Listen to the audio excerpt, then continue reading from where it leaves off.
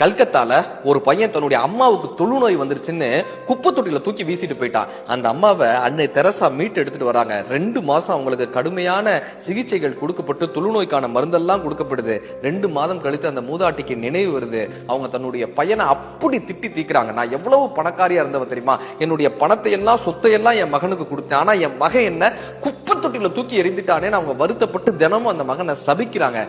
Teresa அன்னைய வணங்கி, mother உங்களுக்கு நான் ஏதாவது கொடுக்கணும்னு ஆசைப்படுறேன், உங்களுக்கு நான் என்ன கொடுக்கணும்னு கேட்கிறாங்க. அன்னை தெரசாவினுடைய வார்த்தை என்ன தெரியுமா, நீ எனக்கு ஏதாவது கொடுக்க வேண்டும் என்று நினைத்தால் உன்னுடைய மகனை மன்னித்து விடுன்னு சொல்றாங்க. அது எப்படி அவனை மன்னிக்க முடியும், அவன் என்ன குப்பை தொட்டில தூக்கி எறிஞ்சவன். அவங்களுக்கு அந்த கோபமும் ஆற்றாமையும் அவன் மீது இருந்து கொண்டே இருக்கு.